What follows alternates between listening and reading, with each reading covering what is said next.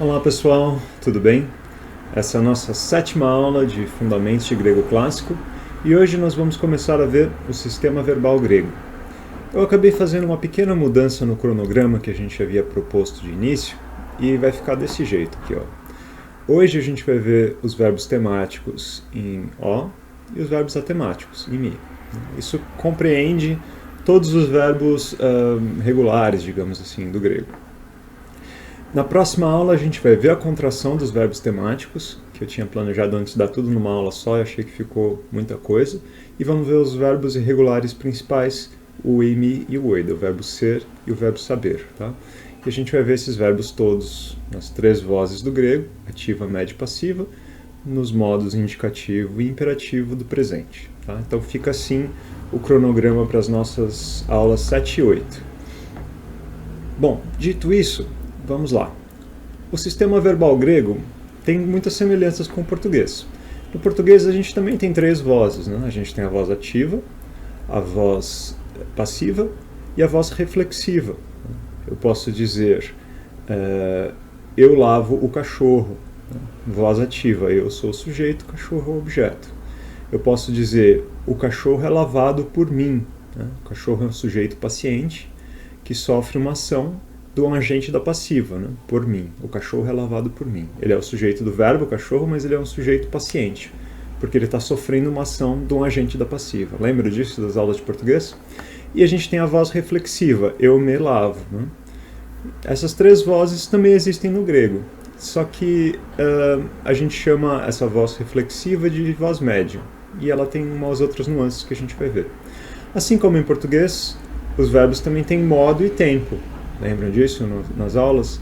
A gente no português tem o modo indicativo, o modo subjuntivo e o modo imperativo. O grego vai ter esses 3 modos e mais o modo optativo, que funciona com partes do que a gente tem no subjuntivo em português. A gente vai ver isso mais adiante. Hoje a gente vai ficar com o modo indicativo e o modo imperativo. E tem tempo também, assim como no português, os tempos são mais ou menos os mesmos, assim, com algumas diferenças que a gente vai ver mais tarde. Então, são essas 3 coisas que tem um verbo grego. Vamos começar para ver os exemplos das vozes. Eu havia dado aquele exemplo que eu roubei do meu colega e amigo Rafael Brunhar, que é muito bom, o do cachorro, luotontina. Eu lavo o cachorro. Né? Voz ativa, eu sou o sujeito, o cachorro é o objeto, e eu sou o agente da ação. Voz média, a gente tem 2 coisas que podem acontecer na voz média em grego. Pode ter o equivalente a uma voz reflexiva do português, né? Que é luomai, eu me lavo. Tá? Mas a voz média grega tem uma outra coisa que pode ser que ela pode fazer, que o português não pode fazer com o verbo simplesmente. A gente tem que colocar alguns outros incrementos para poder dizer isso. Quer dizer, luomai tontina. E ao usar a voz média desse jeito, de forma transitiva, né, eu sou o sujeito da ação, o cachorro é o objeto, e o verbo está na voz média porque ele indica um envolvimento pessoal. Né? Seria assim, eu me lavo o cachorro, né? Eu lavo o cachorro para mim mesmo, com interesse pessoal. O cachorro está fedido, eu não aguento mais, então eu tenho um interesse especial nessa ação em fazer com que esse cachorro seja lavado. Né? Então em português fica meio estranho a gente dizer isso. Né? A gente até pode falar, eu me faço um bolo, eu me dei um presente, mas fica mais... acho que até funciona. Enfim. Em grego a gente pode fazer dessa forma também. E, por último, a gente tem a voz passiva, luomai, que no caso do presente vai ter a mesma morfologia da média passiva. Luomai pode ser tanto eu me lavo quanto eu sou lavado. Vai depender do contexto. Quando for uma voz passiva, geralmente vai ter um agente da passiva. Né? Luomai Hipó, tu, ombro. Eu sou lavado pela chuva. Tá? Aliás, talvez fique melhor até a gente colocar no dativo, né? O agente da passiva do grego pode ir tanto no genitivo quanto no passivo. Em geral, ele vai no genitivo quando for uma pessoa, e vai ou um animal, né? E vai no dativo quando for um objeto, uma coisa. Como é uma coisa, chuva, talvez seja melhor a gente colocar no dativo. Popó, toi, ombroi. Mas também dava para deixar no genitivo, a gente vai encontrar desse jeito uma coisa sendo agente da passiva no genitivo. Então, as três vozes do grego, ativa, média e passiva. A média funciona mais ou menos como a reflexiva em português. Eu me lavo ou eu lavo o cachorro com interesse pessoal, né? Eu lavo o cachorro para mim mesmo, né? Seria essa a ideia. Tá? E a boa notícia, como eu disse, é que a voz média e a voz passiva têm a mesma morfologia no presente. Depois, no auristo, que é o equivalente ao pretérito perfeito do português, eles vão ter morfologias distintas. Bom, vejamos então como fica a flexão dos verbos na voz ativa. A gente vai ter luo, como a gente viu na primeira pessoa, né? Eu lavo. Lueis, na segunda pessoa, tu lavas. Luei, na terceira, ele e ela lava. Luomen, primeiro do plural, nós lavamos. Luete, vós lavais. E Luci, eles, elas lavam, né? Com aquele ni móvel no final que vocês já conhecem das desinências dos nomes. Bom, e como ficam os verbos atemáticos? Vamos usar o verbo deiknimi como paradigma, que ele é bastante regular. Deiknimi significa mostrar. Ele tem essa terminação em mi, que é uma terminação antiga do proto-indo-europeu. Então eles são chamados, esses verbos em mi, de verbos dinossauros, porque eles são muito antigos. Em grego há alguns deles e eles são todos muito importantes. A gente vai ver os principais. Então, deiknimi, deiknis, tu mostras. Deiknisi, ele e ela mostra. Deiknimen, nós mostramos. Deiknite, vós mostrais. E deikniuasi, eles, elas mostram. Tá? Então, é isso. No indicativo, fechamos aqui a conjugação dos verbos temáticos e dos verbos atemáticos. Todos os verbos regulares vão ser flexionados dessa forma. E o imperativo? O imperativo dos verbos temáticos. Lue, lava, lava tu alguma coisa. Terceira pessoa. Lueto, que ele ou ela lave. Primeira pessoa do singular e do plural não tem, porque a gente não dá ordem para si mesmo, né? No máximo a gente exorta em conjunto, mas aí é o subjuntivo. Segunda do plural, luete, vejam que é igual no indicativo, a mesma morfologia. A gente só vai saber se é indicativo ou se é imperativo de acordo com o contexto. E, geralmente é bem fácil de saber, né? Porque quando você tem um imperativo, a pessoa está se dirigindo a alguém ou alguém muito claramente, e a gente vai saber que é um imperativo. E depois, terceiro do plural, luonton, né? Lavem, eles, elas lavem alguma coisa. Agora, os atemáticos. Vão usar as mesmas terminações. Deikni. Quanto aos verbos atemáticos, eu já vou fazer as contrações que ocorrem, porque são poucas e são imprevisíveis. Para os verbos temáticos, a gente vai deixar as contrações para próximas aulas, para a próxima aula, porque são muitas e são todas previsíveis. Tá? Então, no caso aqui de deiknimi, tem uma contração. Esse U é absorvido pelo Y, que se torna longo. Né? Então, a gente tem deiknimi. Mas existe esse E aqui que ele foi absorvido pelo I. Depois, a gente tem deiknuto. Igual ali. deiknite igual a segunda do plural do indicativo e deiknynton na terceira do plural. Mostrem elas mostrem alguma coisa. Uma ordem. E é isso. Terminamos tanto o indicativo quanto o imperativo dos verbos temáticos e atemáticos. Daí a gente pode tirar uma regra disso, né? Os verbos temáticos vão ser assim. Ei, ó, eis. Ei, homem, ete, ussim. Os atemáticos. Mi, sigma, si, men, te, assi. O imperativo da segunda pessoa do singular dos temáticos é no plural. Desculpa, segunda pessoa do singular e, terceira pessoa do singular eto, segunda pessoa do plural ete, terceira pessoa do plural onton. Depois, os atemáticos e no caso do deiknimi, o e foi absorvido, mas ele está lá.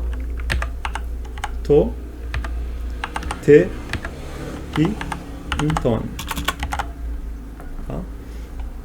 É só isso que está acontecendo ali. E aí a gente entende porque um é atemático e o outro é temático. Vejam que no verbo temático a gente tem o e aqui e aqui. Principalmente no imperativo isso fica bem evidente, né? O que caiu aqui, o e que caiu ali, o e aqui também está faltando, né? Ele tem um tema vocálico em e ou o. E os atemáticos não têm esse tema, eles têm simplesmente a terminação. E essa é o paradigma que esse é o paradigma que a gente tem que aprender, os dois paradigmas, né? Para a voz ativa. Agora, e a voz média e passiva? Como eu disse para vocês, as duas têm uma só morfologia no presente. Isso ajuda muito para a gente, né? Esse é um trabalho que a gente não vai ter que fazer, de aprender duas morfologias diferentes. Luomai, como eu tinha dito, eu me lavo ou eu lavo alguma coisa com interesse pessoal. Luesai, tu te lavas ou tu lavas alguma coisa com interesse pessoal, ou ainda tu és lavado, né, se tiver um agente da passiva. Luetai. Luometa. Lueste. Luontai. E é isso para os temáticos. Para os atemáticos, eu tenho uma ótima notícia, que vai ser a mesma coisa sem o tema. Então a gente vai ter deiknimai, deiknisai, deiknutai, deiknumeta,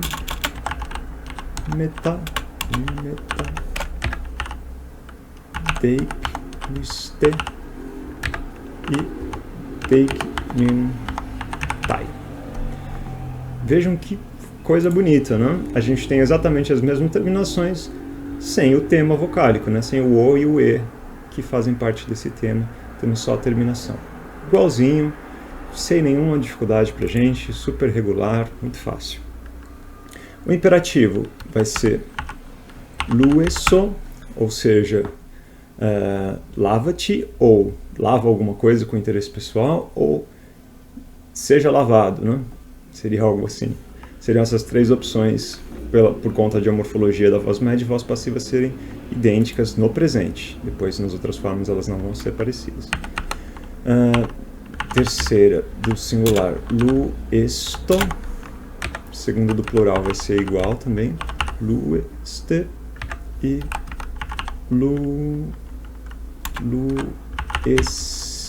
lueston. Na terceira do plural. E os atemáticos também vão ser a mesma coisa. Deiknuso, sem a vogal temática, claro. Deiknuston, deiknuste e deiknuston. Tá? A gente pode tirar de novo disso aqui uma regra, né? A gente vai ter omai, esai, etai, ometa, este, ontai. nos atemáticos, a mesma coisa sem a vogal temática. Mai, sai, tai, meta, este, tai. O imperativo, eso, esto, este, eston. E os atemáticos, a mesma coisa sem o tema. So, sto, ste, ston. Muito fácil, não? Vejam lá. E é a mesma coisa, só que sem o tema. Bom, há ainda alguns outros verbos em mi, desses verbos dinossauros que eu disse para vocês, que a gente precisa ver. Eles vão ser basicamente a mesma coisa que deiknmi, com alguma exceção numa forma ou outra. Como eu disse para vocês, eu já vou mostrar de vez as contrações e irregularidades que eles tiverem, porque são muito imprevisíveis e é melhor vocês já aprenderem de uma vez.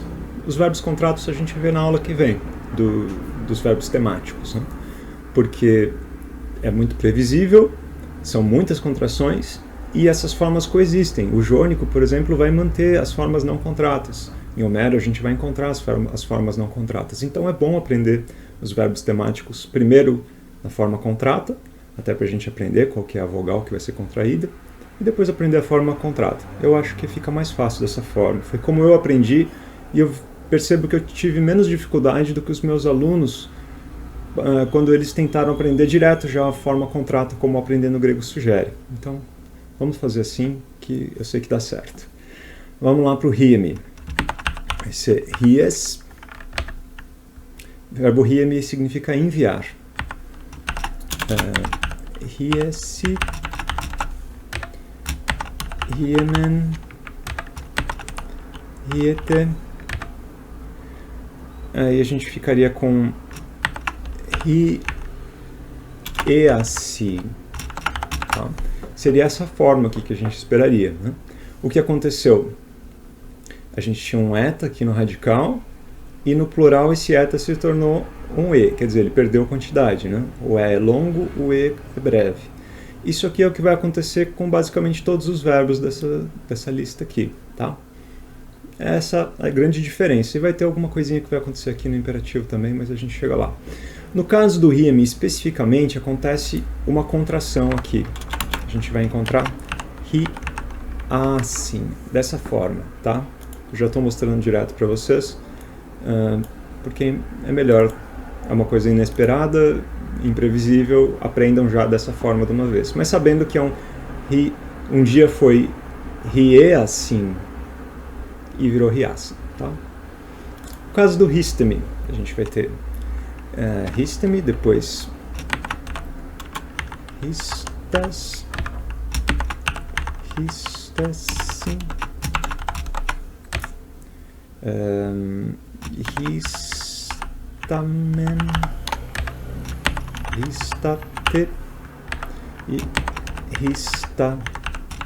Nesse caso não tem nada imprevisível, né? Teve uma mudança vocálica também, de eta para alfa, e foi isso. As terminações são aquelas que a gente esperava aqui dos verbos atemáticos, tá? Essas terminações aqui, sem nenhum mistério. A única coisa que está acontecendo é essa perda de quantidade. Titemi. A gente vai ter titas, titesi,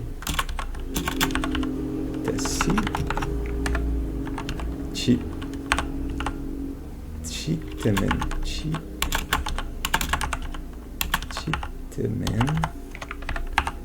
titete, assim. Também nada inesperado, além dessa mudança da vogal. De novo, uma perda de quantidade, nada demais. Didomi. Não falei os verbos, né? O verbo histemi significa colocar de pé, colocar alguma coisa de pé. O verbo titemi significa estabelecer alguma coisa, como, por exemplo, estabelecer uma lei. E o verbo didomi significa dar. Então, didomi, didos, didosim. Didomen, de novo, uma perda de quantidade, de O foi para O. O é longo ou breve. Didote, didoasi. Tranquilíssimo. Né? E por último o verbo femi, que talvez seja o mais irregular dessa lista. Femi significa dizer. E ele tem essa peculiaridade do acento ser aqui no final, no ativo. Né? Então, femi, fes, fesi,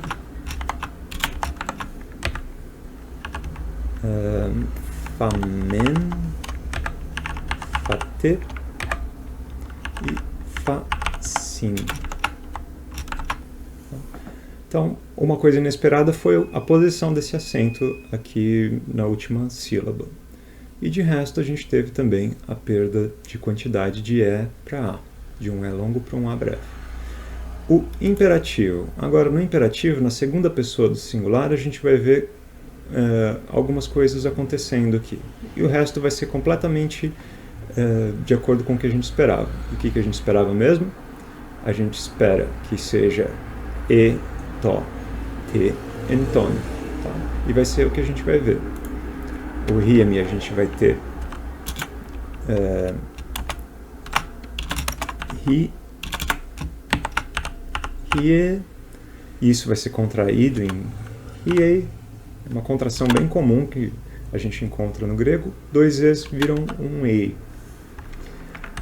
Então aqui a gente tem algo incomum acontecendo, né? Não é muito incomum, mas enfim, tem algo que fugiu ali da norma geral. Rieto, exatamente como a gente esperava. Rieste, também exatamente como a gente esperava. E rieston.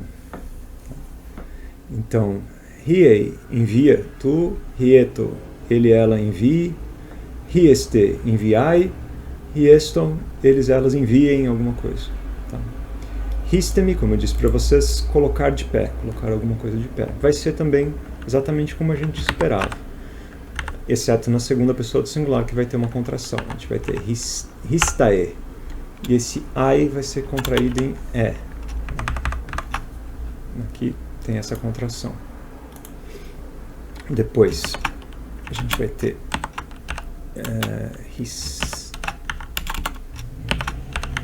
ristato, também como a gente esperava, ristate e ristanton. Totalmente regular, de acordo com o que a gente esperava mesmo. Titemi, a gente vai ter ti, te, e. E aí vocês já podem imaginar o que vai acontecer com esse e. Sim, vai virar um ei. Tá? Aqui tem uma mudançazinha. Depois a gente vai ter ti, teto, como a gente esperava. Ti, tete, também igual ao indicativo, né? Todos esses daqui. Todas as segunda pessoa do plural. E por fim a gente tem ti, tenton. Também de acordo com a regra. Aqui a gente vai ter didoe. Só que essa forma não é atestada, né? Vai ter uma contração aqui, como vocês já podiam esperar. Vai virar dido. E de resto vai ser como a gente espera. Dido, e, didoto, didote, didonton. O femi é o mais irregular de todos, porque em vez de ser fae, como a gente esperaria, a gente vai ter um fati aqui. Essa terminação ti, né, ter aspirado, é um antigo imperativo do proto-indo-europeu que foi se perdendo esse sufixo, essa terminação, mas aparece em alguns verbos do grego. Por exemplo, um que a gente já viu, né? O gnoti, lembram do gnoti salton? É a mesma terminação imperativa ali de segunda pessoa, lembra? Conhece-te a ti mesmo? Então acontece aqui, aparece aqui no fati. É uma coisa inesperada, né? Um resquício antigo de uma outra terminação verbal. Depois o resto é completamente regular. Fato, fate e phantom. E é isso. A voz ativa desses verbos está feita, e as formas que a gente tem que lembrar que são distintas são essas daqui. Lembrar também da perda de quantidade no plural e no imperativo. De resto, a gente está bem tranquilo tendo decorado essas terminações aqui. É claro, isso tudo estou dizendo para vocês, a gente não precisa saber assim totalmente, porque o nosso objetivo é ler. O importante é a gente olhar e conseguir reconhecer. Tá? Então não fiquem desesperados. Decorando isso daqui, a gente já está muito bem localizado na voz ativa e a voz média passiva. Tá? E aí essas regras aqui é bom a gente conhecer. E conhecendo, a gente não se assusta quando elas ocorrerem. É importante você saber traduzir, saber localizar as formas quando elas aparecem. Então a gente viu agora a voz ativa desses outros verbos em mi. E precisamos ver a voz média. E eu tenho uma ótima notícia para vocês. A voz média é completamente regular em todas as formas, não tem nenhuma irregularidade, é uma alegria total.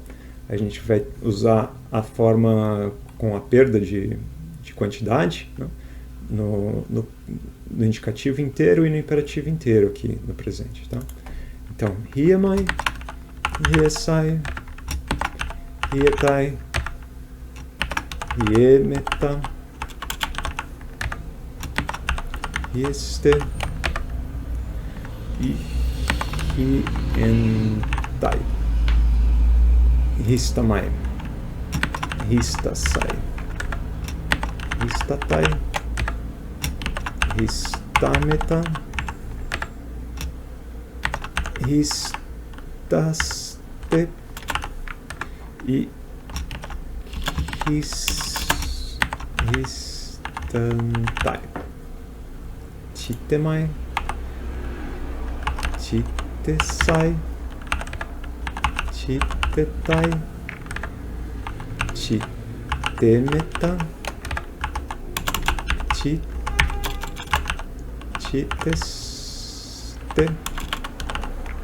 e chitentai. Jidomai, jidosai, jidotai, jidometa, jidoste, jidontai. O verbo femi, no ático, ele só vai ser usado na voz ativa, tá? A gente vai encontrar essas formas aqui. Na voz média, eu não encontrei. Parece que não era usado. Mas no épico, né, no Homero, a gente vai encontrar na voz média. E vai ser também super regular. Famai, façai, fatai, fameta, faste, fantai. Os imperativos também vão ser regulares. A gente esperava esses daqui e são esses daqui que a gente vai encontrar, tá? So, sto, ste, ston. Então, hieso, hiesto, hieste e hieston. Histamai, a gente vai ter histasso, histasto, histaste e histanston. Histaston. Titeso, titesto, titeste e titeston. Didomai a gente vai ter didoso, didosto, didoste e didoston. Famai a gente vai ter faço, faston, faste e faston. Exatamente como a gente esperava, completamente regular, a voz média passiva, uma alegria, né? Lembrando o verbo ria-me enviar, riste-me pôr de pé, tite-me estabelecer, dido-me dar, fé-me falar. E com isso a gente terminou tudo que a gente tinha que ver hoje de gramática. E como vocês sugeriram nos comentários, vamos ver uma frasezinha de grego antigo para a gente alegrar nosso dia, né? E eu escolhi esse fragmento do Heráclito, o fragmento 11. E, curiosamente, eu encontrei duas edições diferentes dele, né? Eu não estudo Heráclito, eu li uma vez, ou duas. Eu li a primeira vez, duas ou três ou quatro, não me lembro já mais. Tem alguns livros aqui do Heráclito. A primeira vez que eu li foi aqui nessa edição dos Pensadores, né? Com a tradução do José Cavalcante, que foi professor do meu professor Torrano, além de outros professores, muitos outros professores. Depois eu comprei essa daqui, essa ediçãozinha aqui do Heráclito com os fragmentos contextualizados. Ele tem o grego, depois tem a tradução, é bem legal essa tradução. Fiquei um pouco decepcionado porque eu achei que ela fosse completa e depois descobri que não, ela nem comenta que existem duas variantes, por exemplo, para esse fragmento. Então, esperava mais. Achei que ela era mais completa do que realmente é. E, por fim, tem esse livro do Heidegger, né? Heráclito. É muito bom esse livro. Muito divertido. Tem umas aspirações muito grandes do Heidegger. Uma leitura completamente pessoal e idiosincrática, mas é fascinante. E ainda tem esse livro aqui do Donald Schuller, né? Sobre o Heráclito. Se vocês conseguirem essa dos Pensadores, é muito boa. E costuma ser barata de se encontrar. Enfim, essas edições claro, o Heráclito vocês conseguem encontrar online facilmente, tanto em tradução quanto o grego. E há essas duas versões. O Cavalcante, o professor Cavalcante, pegou essa segunda aqui, essa variante, e aquela edição que eu achei que fosse completa só menciona essa primeira. O que a gente tem aqui? Bom, tem umas coisas que a gente já conhece, né? Tengen, a gente viu na nossa segunda ou terceira aula, não me lembro mais, quando eu dei o exemplo do agricultor, ara a terra. Tengen é a terra no acusativo, né? É hege no nominativo, tengen no acusativo singular. A gente tem um verbo aqui, né? A gente pode reconhecer por essa terminação, etai, né? Essa terminação está aqui, né? Etai é um verbo médio passivo, terceira pessoa do singular. Verbo nemomai, né? Voz média passiva de nemo, que tem dois sentidos possíveis, que vão ser justamente os dois sentidos que essas duas edições diferentes vão fazer. Não sei qual que é o caso aqui, como eu disse, eu não estudo Heráclito, talvez tenha variantes de edição de duas fontes diferentes com realmente duas formas diferentes atestadas, ou às vezes é um problema de leitura e um editor achou que leu uma coisa, outro editor leu outra. Não sei qual é o caso, mas existem essas duas edições correntes aí que vocês podem encontrar. O primeiro sentido de nemetai pode ser partilhar alguma coisa. E o segundo sentido é levar para pastar. A primeira tradução, a da edição que eu achei que era completa, vai usar essa primeira acepção de partilhar. Então, partilha a terra. E quem que vai ser o sujeito desse verbo? Vai ser esse herpeton, que vem do verbo herpomai, que significa rastejar, né? Andar em quatro patas. E daí vem esse nome, formado a partir do verbo, que significa uma criatura, né? Um ser rastejante. E tem um adjetivo aqui que está caracterizando esse ser rastejante. O adjetivo pan. A gente viu ele flexionado na forma panta, panton, né? Passa, pan. Pas no masculino, passa no feminino e pan no neutro. Então, pan herpeton, todo ser rastejante. E tem aqui uma partícula explicativa. Pois, E o grego usa muito essa partícula explicativa também para criar um aforismo, coisa assim, né? Dizer uma frase que vai ser um conhecimento geral. Mas no caso, a gente poderia traduzir: pois toda criatura que rasteja, né, todo ser rastejante, partilha da terra, ou compartilha a terra. É uma tradução possível dessa edição. Agora, a edição seguinte vai dizer uma coisa completamente diferente, porque em vez de tengen, a terra no acusativo, a gente tem plegei. Plegé é uma batida, né, um golpe, e ele está em que caso esse daqui? Vocês lembram? Essa terminação é de dativo, né? Dativo feminino singular. Então, o sentido vai ser outro, né? A gente vai ter todo ser rastejante é conduzido ao pasto, e aqui um instrumental, né? A golpes, a pancadas.